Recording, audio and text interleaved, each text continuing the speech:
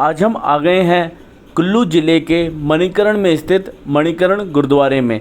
ये समुद्र तल से लगभग 1760 मीटर की ऊंचाई पर स्थित है। इस गुरुद्वारे का पानी बर्फीली ठंड में भी उबलता रहता है। ये गुरुद्वारा पार्वती घाटी में पार्वती नदी के बिल्कुल किनारे बसा हुआ है। इस गुरुद्वारे का निर्माण गुरु नानक देव जी की यहाँ की यात्रा की स्मृति में कराया गया था। बताया जाता है कि ये पहला स्थान है जहाँ पर गुरु नानक देव जी ने ध्यान लगाया था और बड़े बड़े चमत्कार किए थे।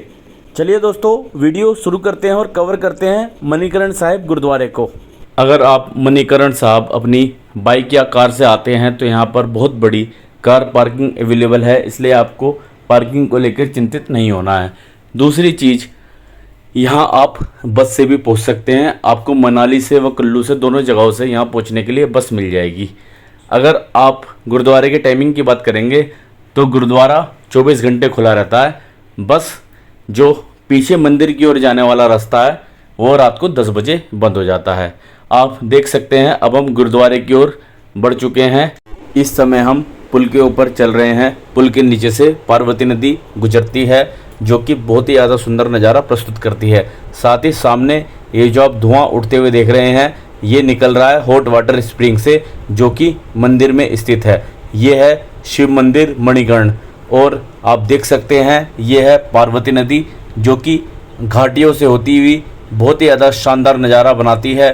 और आप पीछे देख सकते हैं पार्किंग और यह है बाहर स्थित गुरुद्वारा। साथ ही आप देख सकते हैं पहाड़ों के बीच स्थित मणिकर्ण गुरुद्वारा कितना सुंदर दिखाई देता है। और यहाँ आप देख सकते हैं ये नदी कितने प्रेशर के साथ बह रही है और नदी के बिल्कुल साथ में गुरुद्वारे को बनाया गया है। चलिए अब गुरुद्वारे के अंदर चलते हैं और आपको दिखाते हैं गर्म पानी का चश्मा। साथ ही आपको करवाते हैं गुरुद्वारे के अंदर चलने वाले लंगर के दर्शन। साथ ही आपको दिखाएंगे कि आप कहां से यहां रहने के लिए रूम्स व हॉल ले सकते हैं। गुरुद्वारा मणिकर्ण साहिब गुरु नानक देव की यहाँ की यात्रा की स्मृति में बना था। जन्म सखी और ज्ञानी ज्ञान सिंह द्वारा लिखी तवारीख गुरु खालसा में इस बात का उल्लेख है कि गुरु नानक ने भाई मर्दाना और पंच प्यारों के साथ यहाँ की यात्रा की थी, इसलिए पंजाब से बड़ी संख्या में लोग यहाँ आते हैं।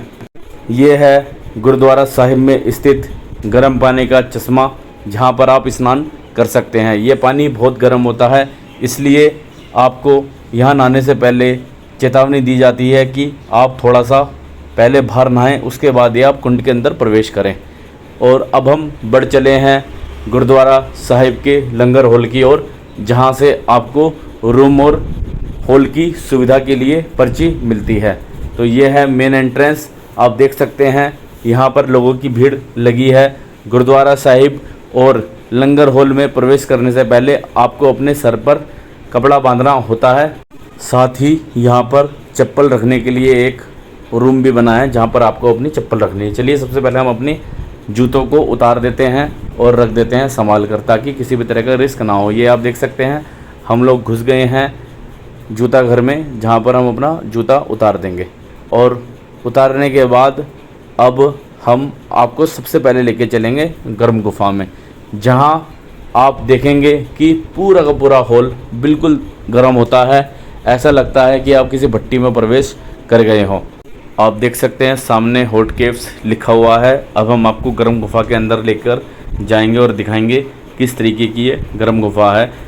गर्म गुफा में जैसे ही आप प्रवेश करते हैं आपको काफ़ी गर्मी फील होगी।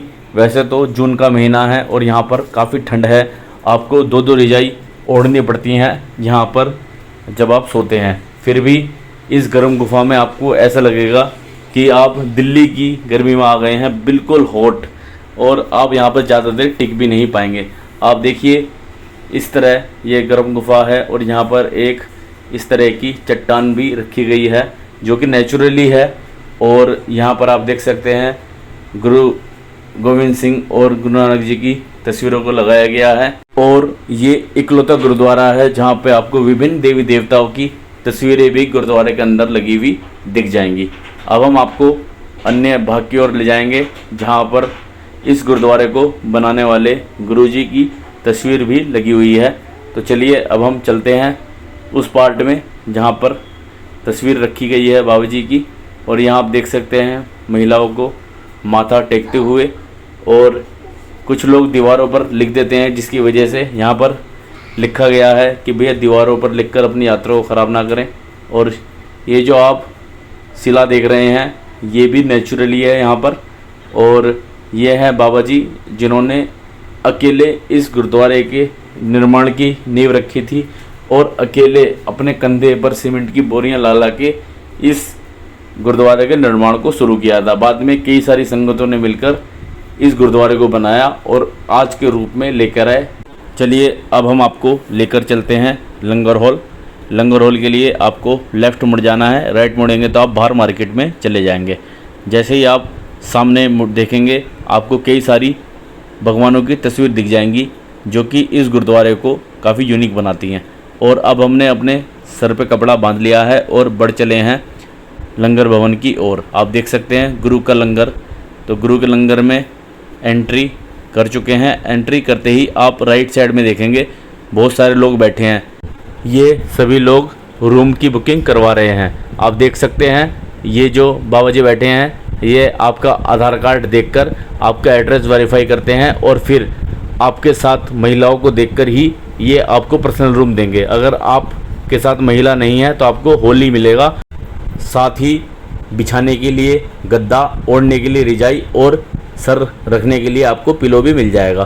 तो हमने भी अपनी एंट्री करवा ली है और पर्ची बनवा ली है, और अब हम आ गए हैं लंगर हॉल में। आप देख सकते हैं लंगर हॉल में इस समय लंगर चल रहा है। खाने में हमें मिला दाल, चावल, कड़ी और रोटी, जिसको प्रसादा कहते हैं। तो इस प्रकार यहाँ पर 24 आवर्स लंगर चलता रहता है, साथ ही 24 घंटे यहाँ पर चाय का लंगर भी चलता रहता है। काफ़ी विशाल ये लंगर हॉल है और हमेशा ये आपको इसी तरह भरा हुआ दिखेगा, जो कि सच में काफ़ी अमेजिंग एक्सपीरियंस है। अगर आप गुरुद्वारा साहिब मणिकरण आ रहे हैं तो आप ज़रूर गुरुद्वारे में लंगर ज़रूर चखें, आपको सच में काफ़ी अच्छा लगने वाला है।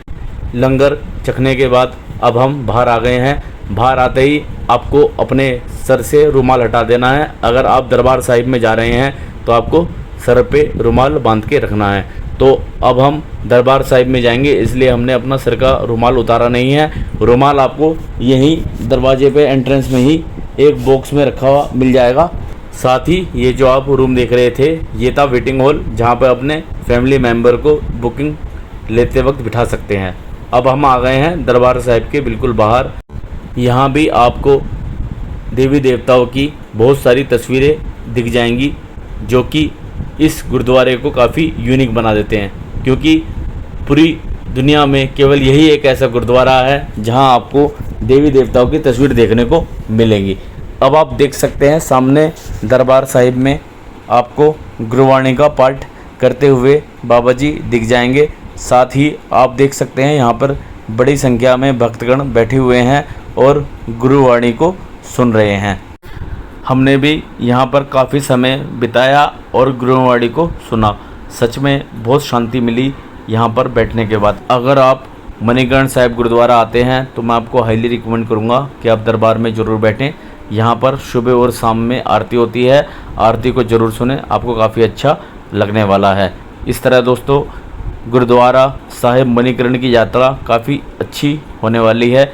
सबसे बड़ी बात है यहाँ आने के बाद आपका 1 रुपया भी खर्चा नहीं होता, केवल आपकी श्रद्धा है, आप दान पत्र में कितने पैसे डालेंगे, बाकी आपको यहाँ पर कोई भी पूछने वाला नहीं है। केवल आपको एक चीज़ का ध्यान रखना है, आप यहाँ पर 3 दिन ही रह सकते हैं। अगर 3 दिन से ज़्यादा आप यहाँ रहना चाहते हैं तो आपको सेवा करनी होगी।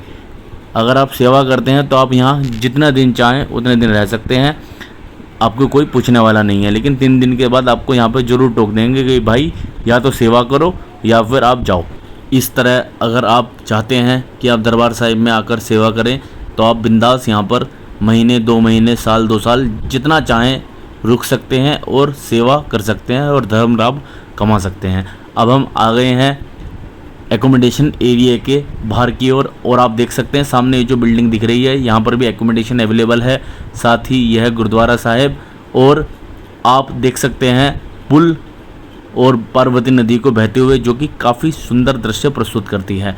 अब हम यहाँ से सीधा आपको अपने हॉल में लेकर चलेंगे और दिखाएंगे हॉल किस तरीके से दिखाई देता है, वहाँ किस तरह से बेडिंग की सुविधा होती है। अब देखिए सामने आपको दिख जाएगा गैलरी हॉल लिखा हुआ, तो गैलरी हॉल में हमें जाना है।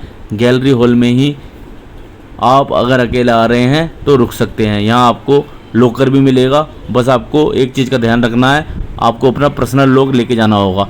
बाकी आप सामान कहीं भी रखिए, चोरी चकारी होती नहीं है, इसलिए डरने वाली कोई बात नहीं। तो अब हम बढ़ चले हैं अपने हॉल की ओर, जो कि गुरुद्वारा साहिब के बिल्कुल ऊपर स्थित है। तो आप स्टेप से जैसे ही ऊपर पहुँचेंगे आप सीधा हॉल में ही प्रवेश करेंगे। आप देख सकते हैं कितना विशालीय हॉल है और बड़ी संख्या में यहाँ पर लोग सोते हैं। यहाँ 100 लोगों के ठहरने की व्यवस्था है।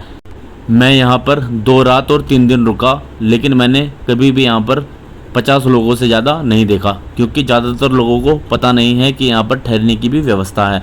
इसलिए अगर आप मणिकरण साहिब आ रहे हैं तो आप बिंदास यहाँ रूम लीजिए, आपको रूम मिल जाएगा। केवल आपको एक चीज़ का ध्यान रखना है कि आप यहाँ शाम 5 बजे से पहले पहुँच जाएं, क्योंकि तब तक जितने भी रूम होते हैं वो भर जाते हैं। बाकी मई और जून में ही रूम ना मिलने की समस्या हो सकती है, क्योंकि गर्मियों की छुट्टियां पड़ती हैं, जिसकी वजह से बड़ी संख्या में श्रद्धालु यहां पर पहुंचते हैं। बाकी आप किसी भी महीना आइए, मई और जून को छोड़कर, और किसी भी टाइम आइए, आपको रूम ज़रूर मिल जाएगा। और हॉल तो है ही, जो कि हमेशा ही अवेलेबल रहता है। इस तरह यहाँ आने के बाद आपको काफ़ी अमेजिंग एक्सपीरियंस होने वाला है।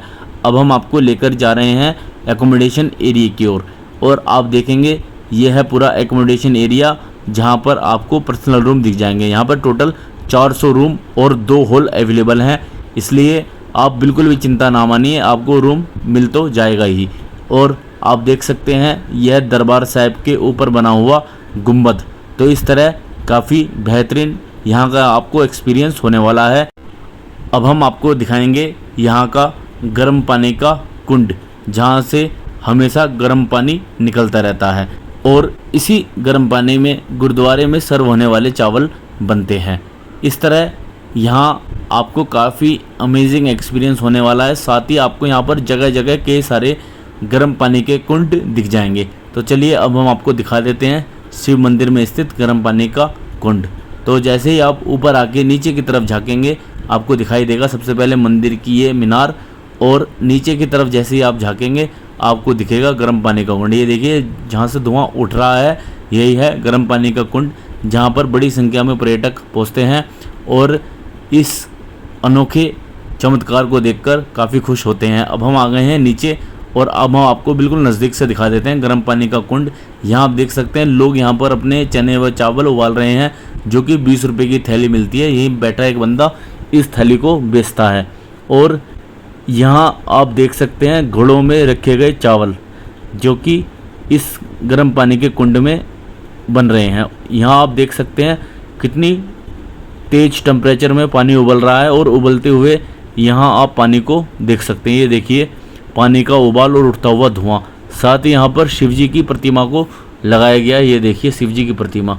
तो ये काफ़ी सिद्ध स्थान है, और इस स्थान पर ही शंकर जी माता पार्वती के साथ 11,000 वर्षों तक रहे थे, और उन्होंने यहाँ पर 11,000 वर्षों तक तपस्या भी की थी।